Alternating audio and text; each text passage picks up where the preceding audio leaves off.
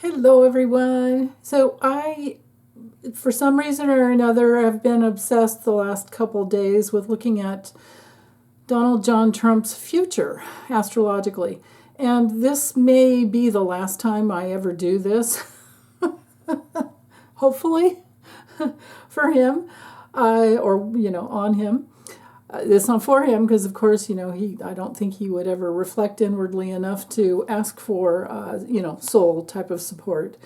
But anyway, I have actually 8 charts here, and I'm going to go through them, 2 at a time, and go as quickly as I can. But if at any time I ever speak too quickly, just remember you can use the little settings tool, the little wheel, in YouTube, and either slow my voice down or speed it up if you want. What I have here is his natal chart, and I have placed the chart ruler here, being the sun. I'll go over all this as we go, but wherever you see my little drawings and squiggles, it's basically just for me. But I'm going to talk you all through this. So I have his natal chart here. I'm using the 10:54 a.m. time because that's what most astrologers use, and that's what you guys are used to. But I do suspect that he was born much earlier than that because his mother had a complicated delivery, and I think that the nurses were busy taking care of her, and then later on got around to recording the time, the birth time. So yeah. Anyway, this, like I said, it's an exploration. I'm going to really dive deep and explore into his future. Some of these transits are going to be long-term that I'm talking about, and some I'm going to just cover the next few months.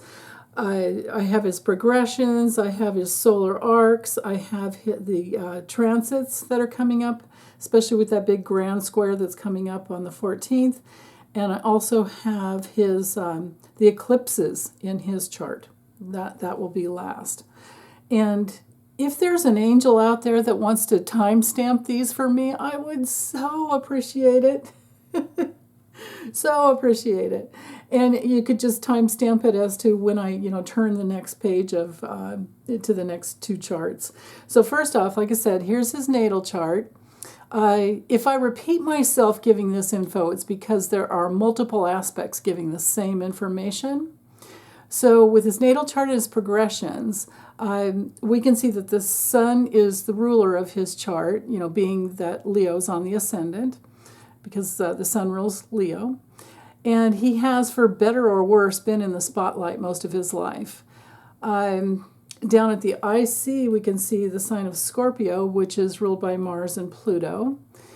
Now, this brings through maybe that he brought into this lifetime a crisis from his past life.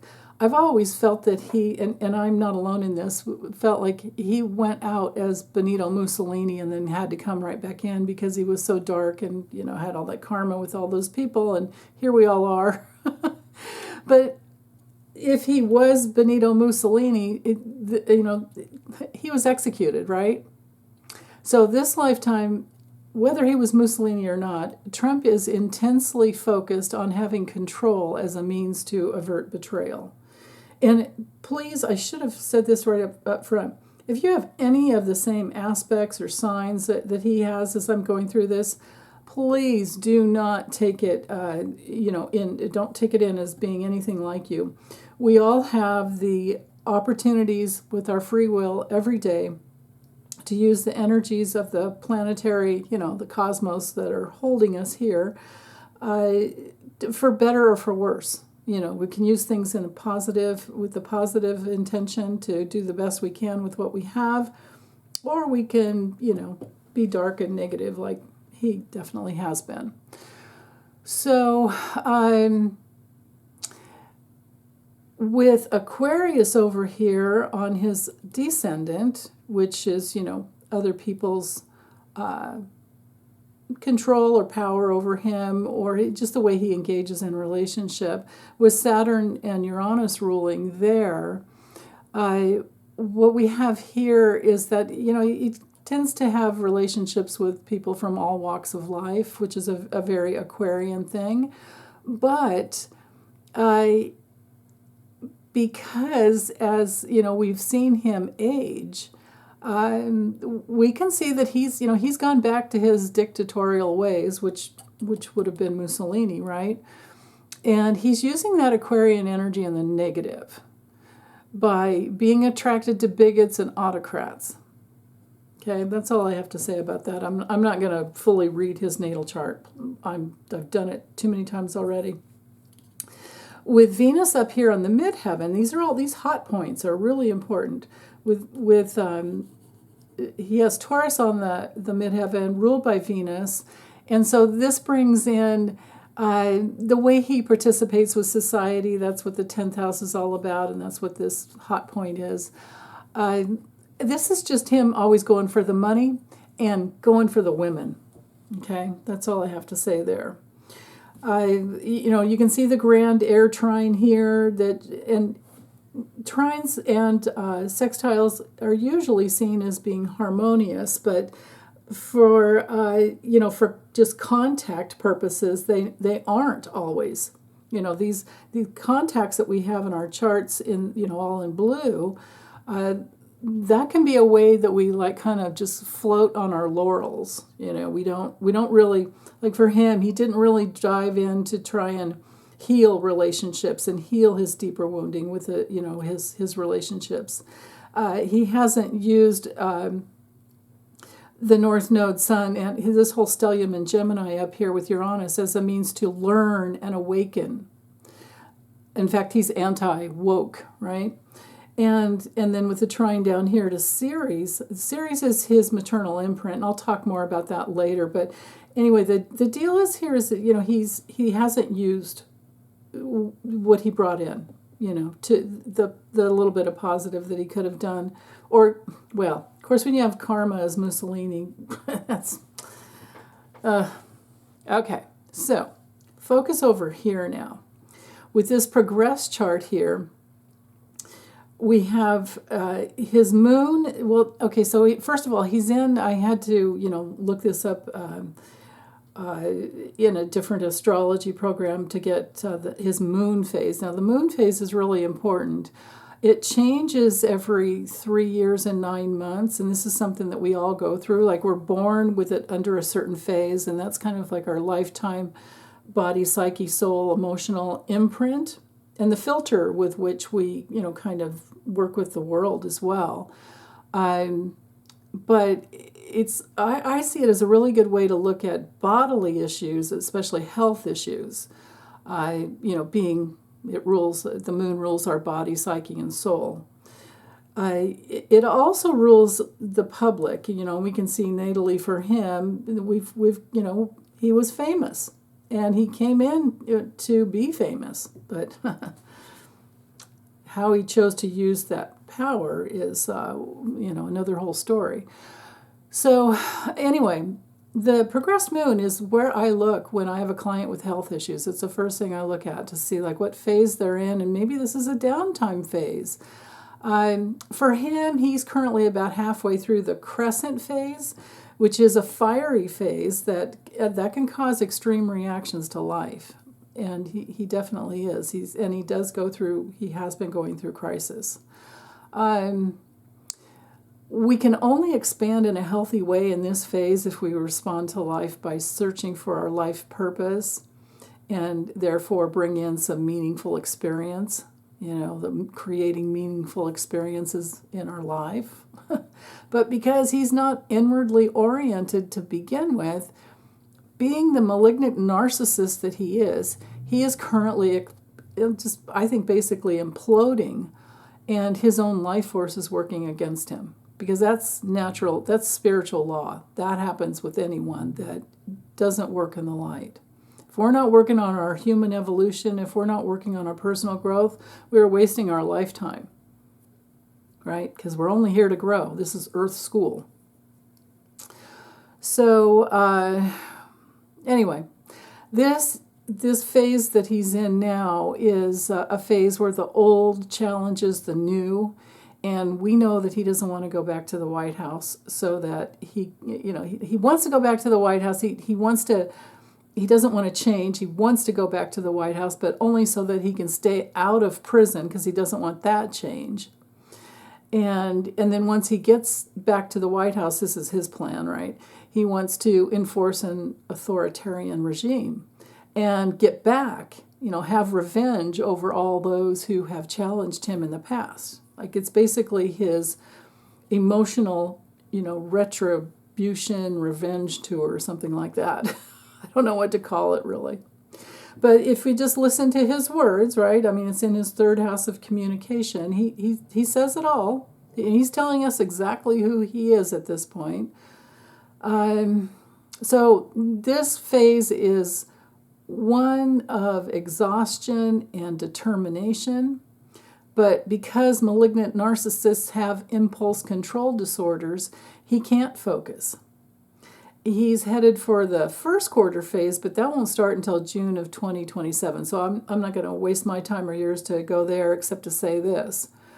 The crescent phase, where he is where a person will have the entirety of their past put front and center, right in the face, to see the results of our past actions. So there you go. Yeah.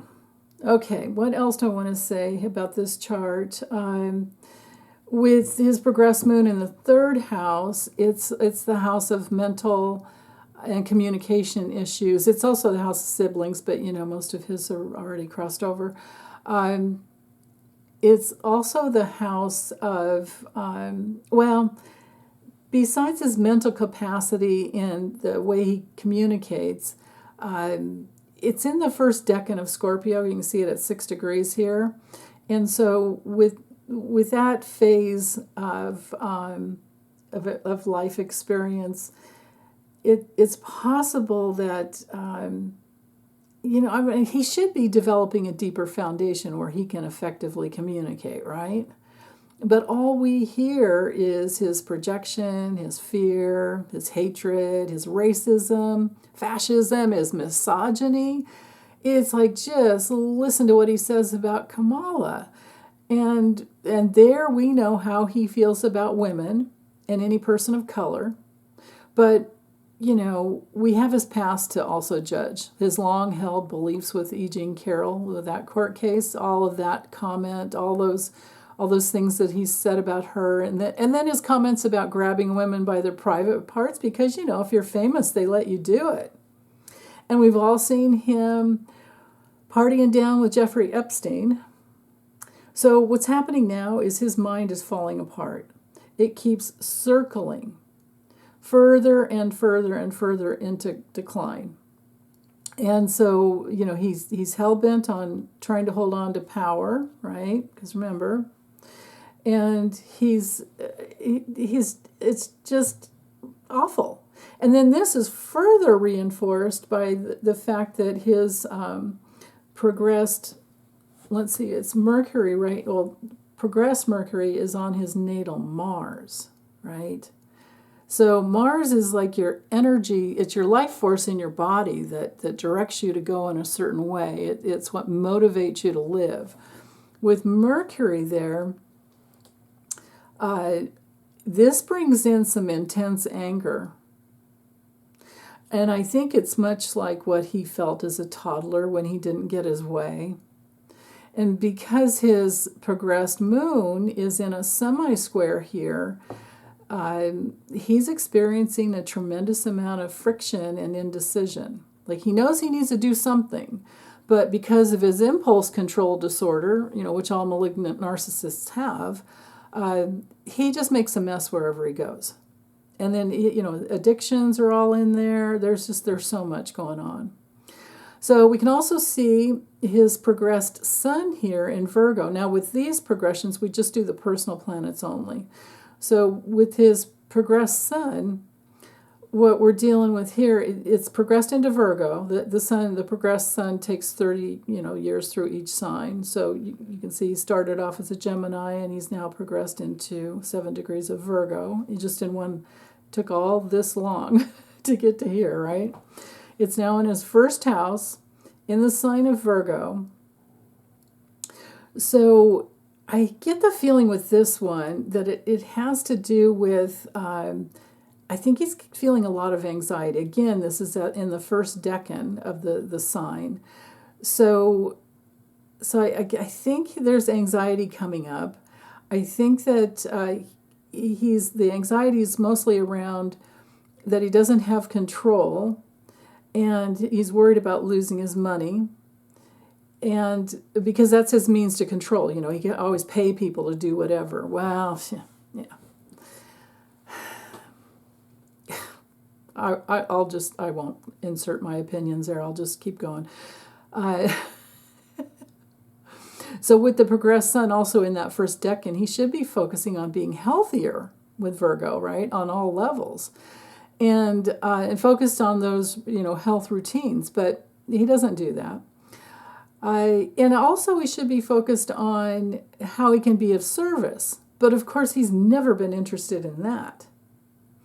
And then with his progressed Mars here, exactly conjunct his natal Chiron in his second house of money and self-esteem, he really feels that he needs people to give to him what he wants, and attention, money, all that. He wants all that. And then he'll feel better about himself. So what a sad state of affairs. So, okay, now let's go to the next two charts, which is, I have his solar arc directions here and his solar return over here. So if we'll go here first with this chart. And with solar arcs, you read every single thing. Okay, so I'll just say it and I'll let you guys follow along. I'm assuming that you are already well enough versed in astrology that you know the planets and the signs. And if you aren't, it's easy to learn. And I do have lessons. I think I have 108 or more videos uploaded. As to the astrology lessons in my membership. You just have to subscribe to or join. You join as a member, and then you go to the lessons level. It's a top tier level. It's $25 a month basically, and you can always you can cancel at any time. But meanwhile, you can learn astrology and tarot mixed together too, which is fun, super fun. So let's see. With his directed solar arcs, first I have to talk about, to get into it intensely, I have to talk about Eris, okay? So Eris is the feminine, she's a dwarf planet, it's a dwarf planet, and she's the feminine counterpart to Mars, but twice as powerful as Pluto, which is also a dwarf planet, because she takes twice as long as Pluto to orbit the sun. So you kind of put together the energy of Mars and Pluto. Mars drives us to, like I said, go places, do things, get things done. It's literally the blood, the life force in our body, keeps us grounded on the earth. And then Pluto is the evolution and the transformation of our soul.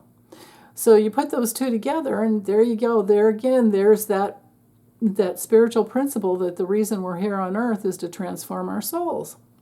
Our spirits are whole and fine, but we don't get to bring through our full spirit until we transform our soul. So that's why with Trump, I mean, I don't know if we can even ever see those little, like a divine spark at all, let alone any type of a flame. So, but anyway, back to Pluto. Pluto takes 243 to 248 years to orbit the sun, but Eris, and you can find her in your chart, it's going to be in the sign of Aries in your natal chart because, well, I'll get into that. She takes 556 to 558 years to orbit the sun. So wherever Eris is in your chart, and Pluto too, wherever those two planets land in our birth charts is super, super important because it'll show it'll show what houses that we're going to transform with Pluto and where we're going to hold on to the most with, our courage and fight for justice with Eris. She's all about justice and equality. So, and it's and feminine justice and equality, no less. So, if we do the inner shadow work of Pluto's transits, that helps us grow and transform, like I was saying, on the human level, back into our original love and light and the truth of who we are. And Eris will help us fight for equality. And since 1926, she's been in the sign of Aries, ruled by Mars. So there we are with the extreme fight for equality that we're all going through. And she's going to remain in Aries until 2048. Okay? So that's really important. And it's also interesting to note that in Trump's chart, Eris occupies his 8th house. You can see right here. This is his natal wheel in the center. And these are his directed solar arcs on the outer wheel as of August 12th. Okay. So anyway, with Eris coming in his 8th house, we have to remember the 8th house is the house of death, rebirth, taxes, resources, psychotherapy. He doesn't get involved in that, though. Sex. Yeah, he did a lot of that. Ugh. It's also the house of other people's money and inheritance. So you can see where he came in there that way. But so anyway, the deal with looking at his chart now, it has to do with looking more at it being his resources with other people. And Eris, because it squares his natal Mercury, which is also in a T-square to his natal Neptune, that's what's happening right now. So this is really important. And then also in his natal chart, Eris by, this solar arc progression, it's right on his north node. You can see that. Let me see. Did I do? No, actually, I'll show you that in the next charts. So you're going to have to just trust me for a minute with that one. I can't show you the math at this moment. So, but anyway, Eris by solar arc direction on his natal sun, his north node, all of that. This is all about his destined path in life, where we all have free will and choice, but he came in to deal with a certain issues, specific issues, like we all do. Now with Eris on his solar, so see how Eris is up here on his north node, and it's already gone over his Uranus, which really would have been the heads up that, like, hey, I need to deal with this stuff, but instead he went the other direction, and so now it's on his sun and his north node. So that brings through this, and not only that, it's opposing his moon, and then solar arc Neptune's on his south node. So there's just this huge dynamic going on, this huge opposition that creates, a lot of confrontation and conflict with others. So anyway, what's going on here is the moon can represent the public, right? And then that's his moon, and then solar arc Neptune's right there, and with his south node. And this is, I think, why dementia is coming through, and it's dissolving his life direction because he's made so many challenging or just the wrong choices, and the whole world is watching him fall apart. Right before our eyes and ears, even, with every word that comes out of his mouth. So, and then not only that, we have Ceres over here in solar arc direction, which is, that's another dwarf planet, right? So I don't put the asteroids in because I just, after all years and years of working with them, I never found them to give anything new that wasn't already there. But I do work with the dwarf planets, and I'll work with more as they're discovered. But anyway, back to Ceres. This shows his Ceres wherever it lands in our charts. It reveals our maternal imprint, and also where grief and separation can happen. And so in his natal chart, it lands in his sixth house of health and illness, in the sign of Aquarius, no less, which gives us clues to the fact that his mother wasn't able, for health reasons, to be present with him, which pushed him to go elsewhere for his real, survival needs. Here, let me bring back his natal. Right here. Ceres right here. This pushed him up here to not get his real needs met as a baby. Pushed him outwardly with his mind to try and get it somewhere else, and he tried to get it. His siblings stepped in best he could, right? But what happened is that they were children themselves. They were older than him, but they were children themselves. And his father was always at work and just took off and was never home. So the kids really were left to fend for themselves, from what I've read and what I've understood. But with the kids, fighting for their own survival needs, and I can imagine it was pretty chaotic, especially due to Uranus there, which is the planet of soul shocks, in Gemini no less, ruling the mind, in his natal chart. We can bet he just, I'm thinking he screamed and screamed his head off, and his elder siblings jumped in and did the best they could, being like, Libra being in a second house there, but because the second house can be so much about survival, self-preservation, right? And then, hold on, not only that, I'll just leave this here while I finish talking about this. Not only that, but then Neptune and Chiron and Jupiter, like all this connection here. This all relates to, it just reveals his deepest wounding. It's in the area of relationship because it's in Libra. No one was there because Neptune was involved. Chiron and Jupiter, it was like, oh God, what do I do? How do I expand myself to survive? Because it's just, yeah. And so anyway, I really do feel his deepest wounding is in the area of relationship with Chiron and Libra. And no matter what he did with his Mercury square Neptune here, with his voice and where is everyone, basically Neptune in Libra is like, oh, I'm not so sure anyone's there. That kind of a thing. I'm just thinking as, trying to put myself into an infant space.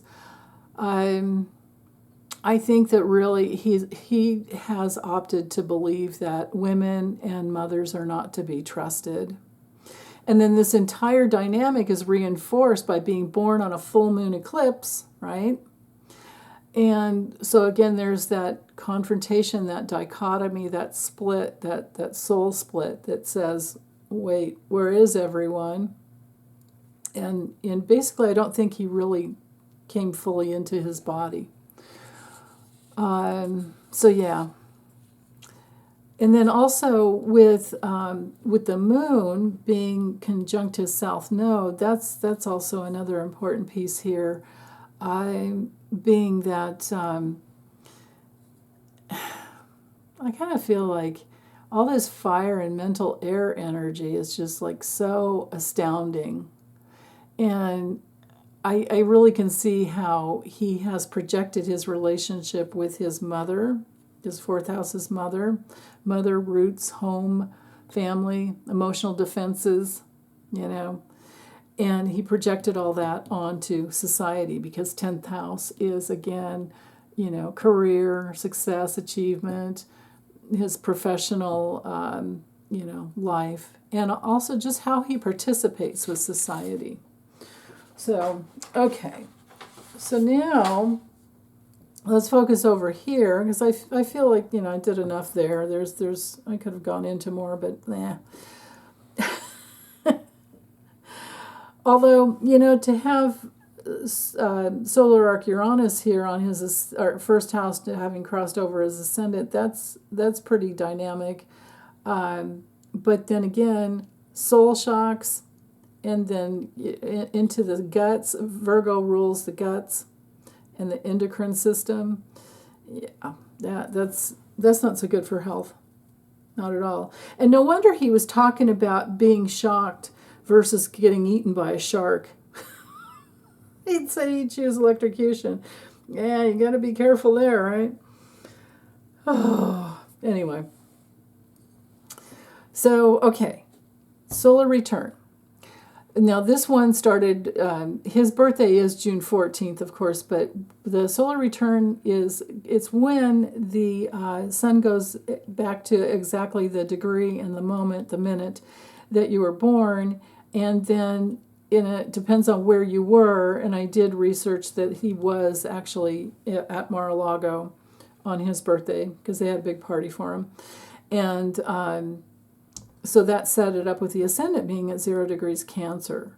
So this is all about the tummy as well. This is all about nurturing the stomach and also, dependency, codependency dynamics. So anyway, the moon is ruling his chart again for this year. So we're talking lunar, lunatic maybe with him. I wouldn't say that for anyone else, but for him.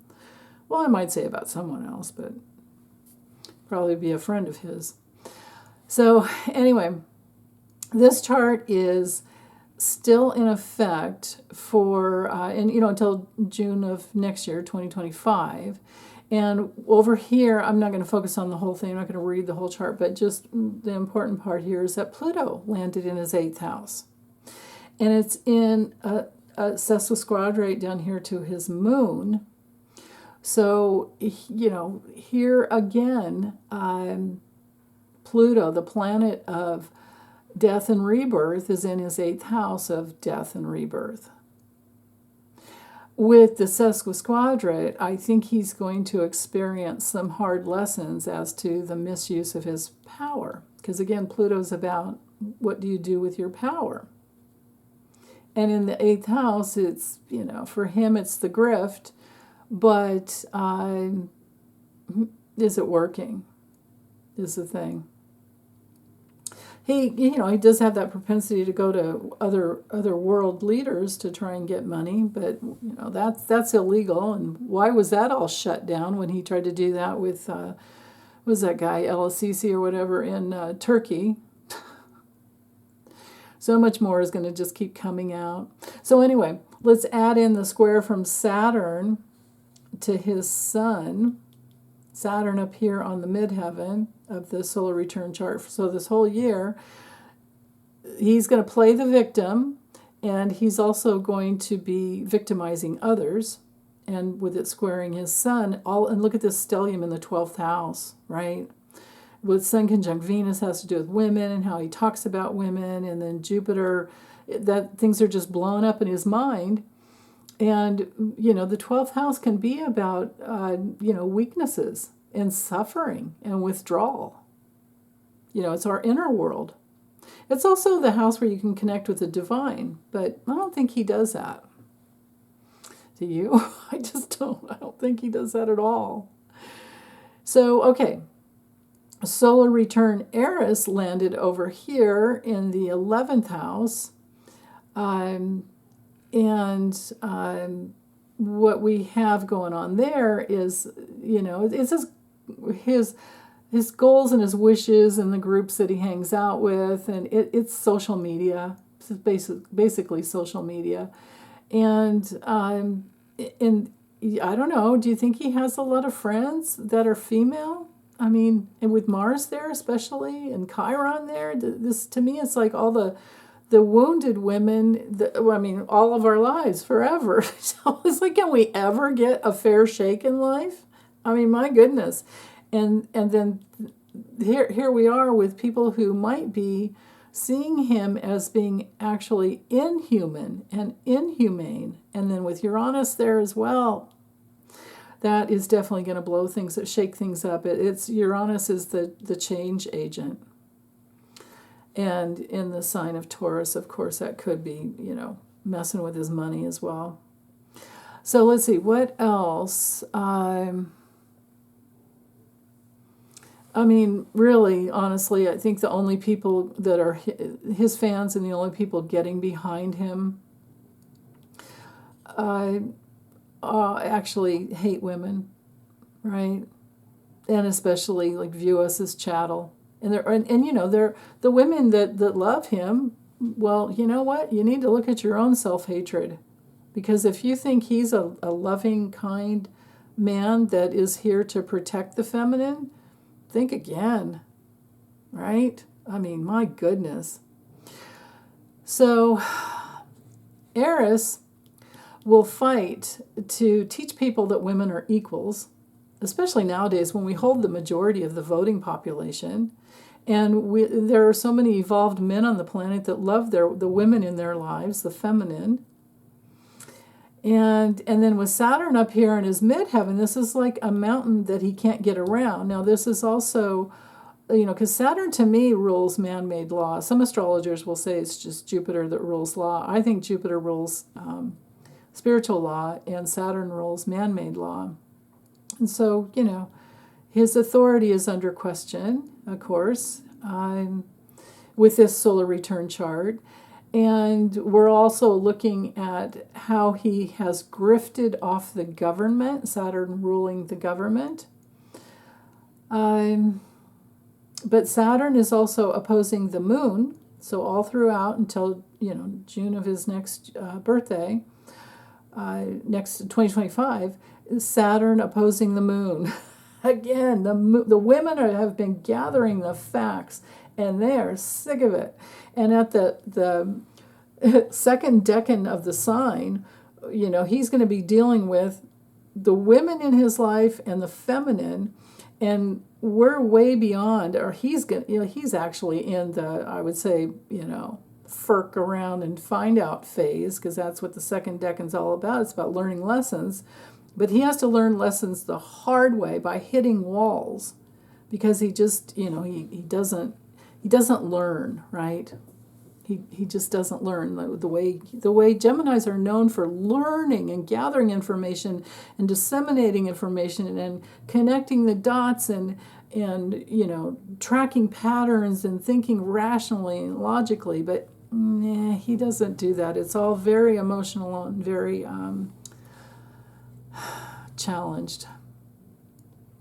So okay, so there, that covers Saturn. Neptune up there, it doesn't help either. And his solar arc Neptune is really messed up as well, being down there at the South Node, like I spoke to.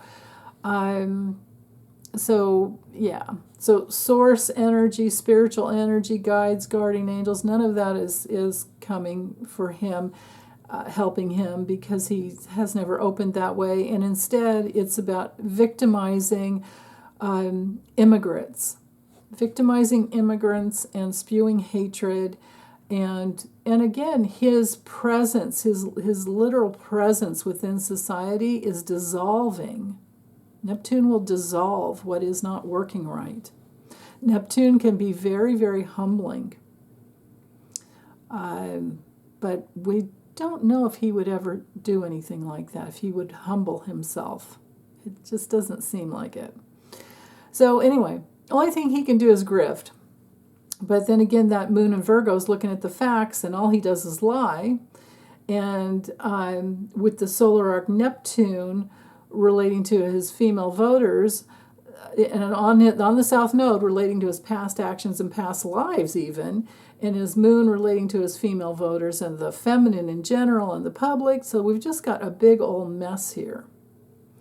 So the deal with all of this is that this, the simple statement I'm seeing here is that he's a lunatic, and people are starting to see that. And I have a list over here off to the side. So you might want to take some notes here if you want. Now, again, because I ran the chart at the 10:54 a.m. on his birth certificate.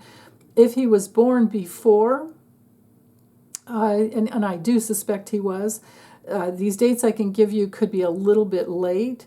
So, but anyway, there are challenging solar arcs with health issues, August 14th through 16th.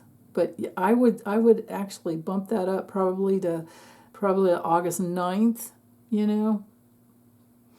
And then also October 20th, but maybe the 15th, because it would change about 5 degrees probably over here. So 15th to the 24th, let's say November 1st or even Halloween, October 31st to November 9th. And then December 7th especially is challenging. And all through, from November 1st to December 7th.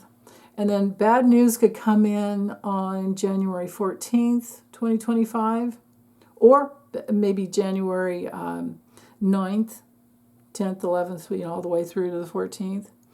And then major problems with court cases, especially on April 3rd, 2025. So these are, like I said, the calculation being, based on his 10:54 a.m. So, like I said, you could just bump everything up by 3 to 5 days. Okay, so let's go ahead and go to the next set. And so I have his natal chart again, but this chart is with, this one's interesting, just the very exact aspects. Okay, the really tight orb, like 0 to 3 degree orb. And I brought this in, printed it that way, just so that you could see, let's see, make sure this is still in frame here. So you can see this exact, like just this cross here, right? Between his, well, because he was born on a full moon, but solar essence and emotional essence. But if a person works really hard in their lifetime to balance out those two dichotomies within, then it turns into a breakthrough, which we'll see, when I finally get to Kamala's chart, because she was also born on a full moon. And then we also have Neptune opposing that Eris, just like I was talking about before, natally. So again, his deluded relationships, his misunderstandings about relationship and fairness and equality is, at the other end, there's a confrontation with angry women. And I think that's probably why all of us readers were always getting that it was a woman or a bunch of women that would take him out of his reign of terror. And then we also see the exact trine going on here between Jupiter, but then Jupiter's so close to Chiron, that wounded ability to expand in the area of relationship, because he didn't, he brought this in from his past lifetimes. And then with that connection to Uranus, it's a fast moving, shocking type of energy where he thinks he knows something and he has so much to say, and then it just blows up because he's only coming from himself. He's not, and Jupiter in the second is great for earning money or for making money or for getting your hands on money, your own personal assets. But he does it in such shocking ways, and he always has. And then this other little semi-sextile up here is just a building and manifesting, and that goes from his sun over to Saturn. And Saturn being the dad, his dad left him with a lot of money and left him in charge of it. So, okay. So let's go over here to the transits. Now, he has transiting Saturn here in the 7th house, no less. Challenges in relationship, right? Lessons in relationship. Squaring his natal Uranus.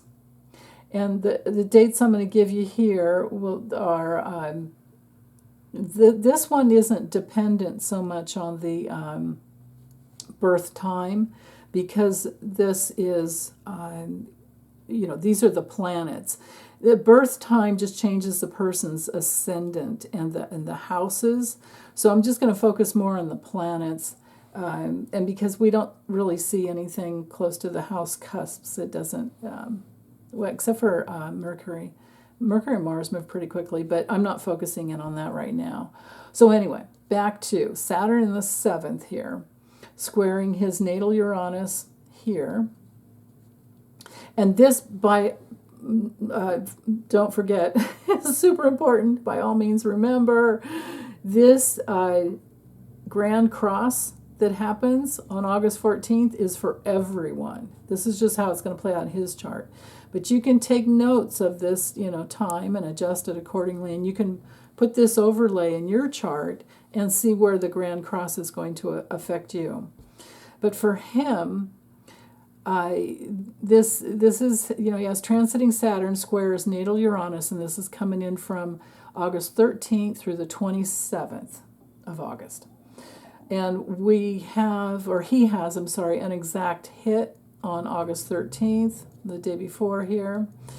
And then with Saturn going through his 7th house of relationships and open enemies, he's going to be learning some hard lessons throughout the next year or more.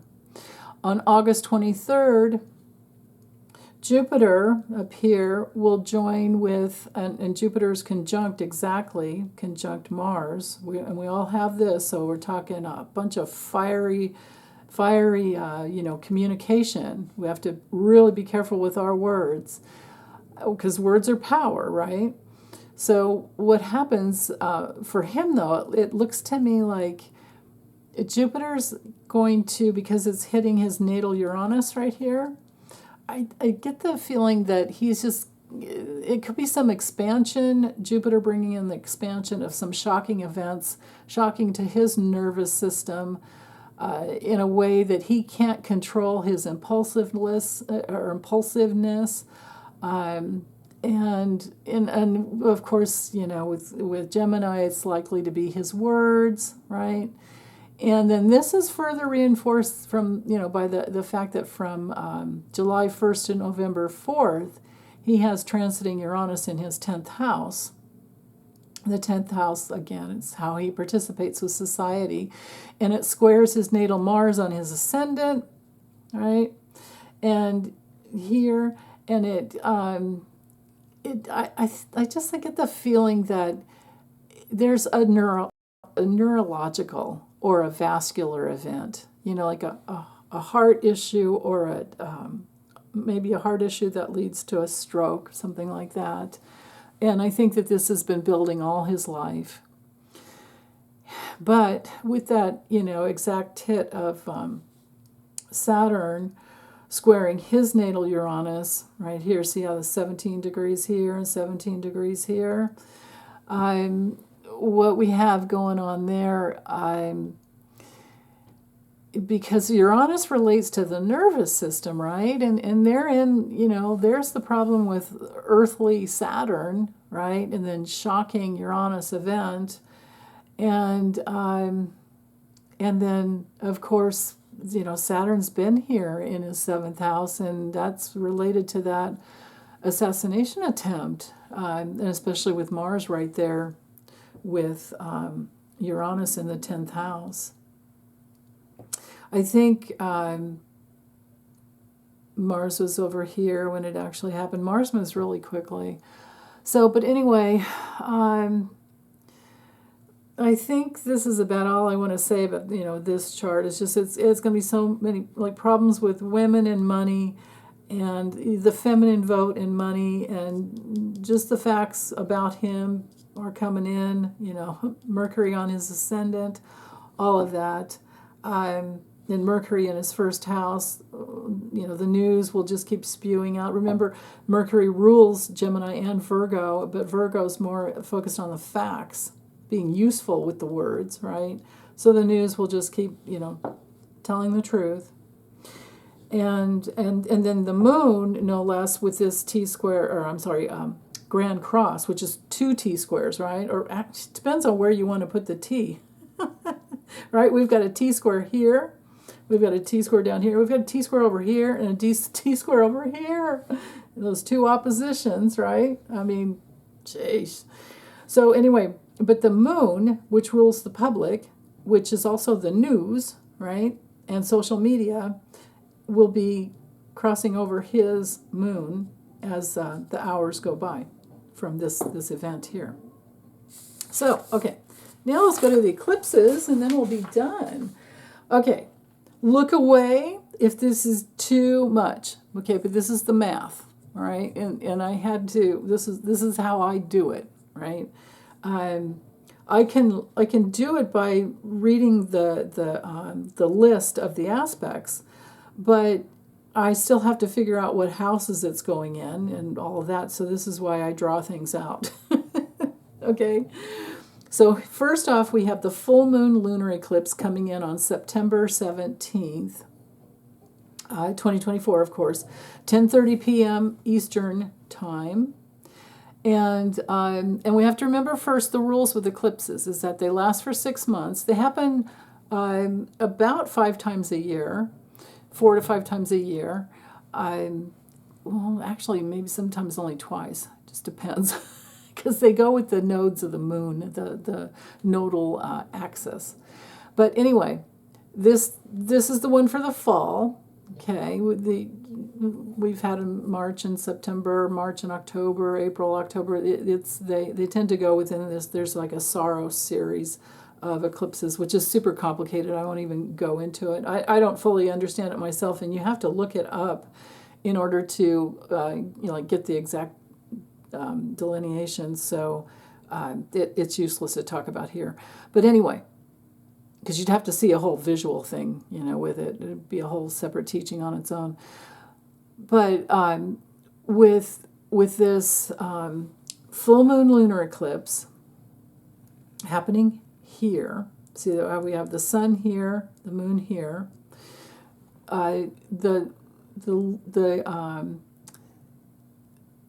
They play out, more internally because of the moon. Solar eclipses are external, lunar eclipses are more internal, and again, here we are in the 8th house with all these aspects. So I'll just talk you through it. With this one landing in his 8th house, again, death, rebirth, taxes, other people's resources, other people's money, while the sun is shining a big old spotlight down here in his 2nd house of personal real needs, self-esteem, survival fears, and then in the later decan of Virgo, no less, right? We could imagine that he's very nervous, especially with Eris up there transiting through his 9th house of courts of law and squaring Venus, the women and the feminine and harmony and all the good things in life, and then ruling money. All of that's open for, he's just, everything's going to be seen. That's what happens when you're famous, I suppose. Famous or infamous, I don't even know which way to speak about him in that term. So, but anyway, with Eris in the 9th house of courts of law, if I were to go out further in orb, like I'm sure other astrologers will, we would see the full moon squaring his natal moon, and in fact, it's in a T-square to his sun and moon. So what I'm predicting is that the hours leading up to this 1034 full moon lunation will actually be harder on him than when it hits. Maybe even the entire day. Like they might just have a terrible day on that Tuesday, September 17th. And I'm feeling like stomach issues, as there's an applying square to that Mercury there. His natal Mercury in Cancer over here with ruled by Cancer. Cancer rules the stomach. And when I was looking at all this and drawing it in, I was getting pains in my stomach, and I hadn't eaten. There was no reason to, I wasn't hungry or anything. It was just like, what is this?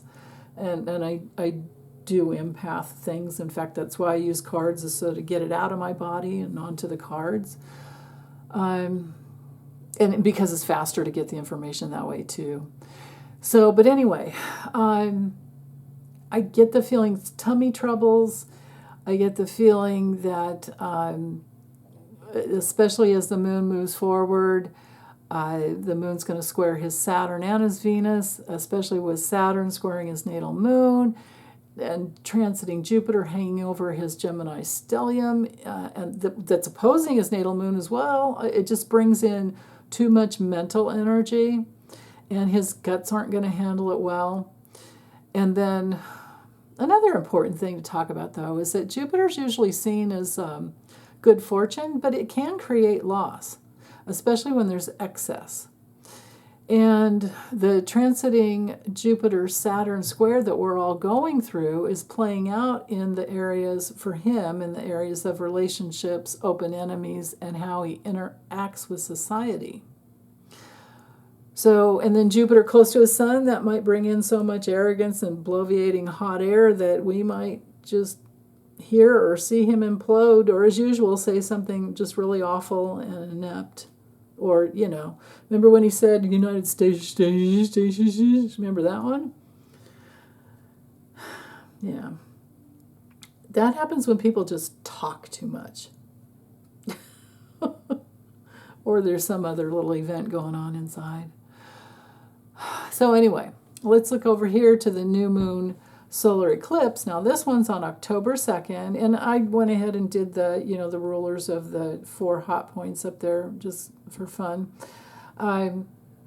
Because we do have Uranus up here, we do have Mars, it's just, there's so much here. But anyway, October 2nd, Wednesday, October 2nd, 2:49 p.m. Eastern Time. So adjust according to your, time zone for you guys. But with this one for him, it looks to me, now we've got to remember that new moons, or the solar eclipses, because it's solar, it's more of an external event. And with this one being at 10 degrees of Libra, it comes into his second house, and that relates to his personal finances and how he values himself. And the light of the sun and external authority might knock out his assets. He might have a vascular event because the sun rules, the heart, the pumping of the heart. Remember that these eclipses are in effect for 6 months, so this one's going to, it's kind of tracking his life experience through March of 2025. And then notice that the transiting north node up here also opposes his natal Neptune, and with the south node on his Neptune as well, right, that reinforces all the power of women and all those who love and respect women to lead, and the feminine, girls, and anything that's receptive and nurturing. I mean, we all have a divine masculine and a divine feminine within. There is really no separation in the spirit world. It's just that we're split in two on Earth here because we have lessons to learn in whichever department, whether it's receiving or giving or whatever. But, receiving isn't passive either. It's not. It's receiving energy, right? And giving and receiving really are one and the same, at least in the spiritual realm. So that's how we are really, wired in our spirits. But then we have our egos, we have all these other, psychological issues and soul problems, and yeah. And boy, does he have them. So with that north node on his, in his 8th house, right on his natal Eris, and then opposing Neptune, like I was saying, I get the feeling that this is just going to wreak havoc with other people's willingness to give to him anymore. I mean, we're also burned out on listening to him, or we've had it. And when it comes to giving money to him, there's no way. The money the money that's coming to him is, it's got to be money being laundered from other countries And it has to be money coming in from super PACs, from billionaires all over the world. And it can be hidden, and that is the problem. So, he's here to teach the USA how to get our crap together, so that this never happens again. And we'll see how many years it takes. But we have to keep on them, too. So, okay, what else? It's important, well, I think I've said this before, but I'll just say it again, that oppositions and conjunctions can bring in major confrontations in life. They can be really intense. And so in his chart here, this is further reinforced with that, transiting Eris squaring his natal Venus over here in the 11th. And his goals in life, I think, were just always to be rich and famous. Well, it's okay. You got some bit of fame and some bit of wealth, but geez, like, what does that attribute to your soul when you're... Anyway, okay, so let's get back to the chart. With the context from the sun and moon here to his natal Pluto, the sun and moon here. His moon and south node are here, but the sun and moon here because it's at 10 degrees of Libra in his second house, and then it does connect to his Pluto. There's these two sextiles going on, which can be opportunities, but sometimes opportunities are not good. Like, he could take an opportunity to get some secret fundage. Secrets are 12th house, phenomena as well. Secret fundage, personal secret fundage coming in. That's a very real possibility. And then he could get caught. So remember, over the next 6 months or so, all right? Now, there's also, besides that, there's, I think we're going to just be seeing him expressing himself, coming from his dementia. And that's also here too with that, natal Chiron bumping up against, or Mars, I'm sorry, Mars here, Chiron's here, Mars is squaring his natal Chiron here, again in the second house. It's all about him, right? That can bring in some major problems there. That's a lot of inner irritation. And then the semi-square to Mars, again, more irritation. Yeah. But then with Mars up against his Chiron, I think this is really bringing out all his deepest wounding. And it's exacerbating his inner conflicts, mostly with women. And then transiting Jupiter up here, opposing it's on his north node, on his sun, opposing his south node, opposing his moon. What we have here is him needing to learn in order to heal, and we know he's just not trying to learn anything except for new ways to grift and sell golden sneakers, maybe. So this, overblown ego it all speaks to his life. It kind of headed towards loss, and because he hasn't done the work. He could have done the work, and all this would have played out so differently, but so much more. I don't know how much easier given his karma, but still, you can work hard and get through a lot and shift it around, and he just hasn't done any of that. So, again, Jupiter's not always a good planet. And especially, just think of anything you've ever seen blown up. Like, that's not a good thing, right? Jupiter expands. Jupiter on his sun, he's probably going to gain a whole lot more weight. He lost some when he had to sit in court, but I think he's gonna blow up. And then his natal Uranus being his nervous system, well, there you go there. That's still an orb. And then again, I'm just feeling like, all that air and fire, right? I mean, fire here, air here. It's like an inner tornado. An inner tornado. And again, Uranus being his nervous system. So I could go on and on and on, but I'm actually getting bored. And you guys probably are too. So I'll just end with this.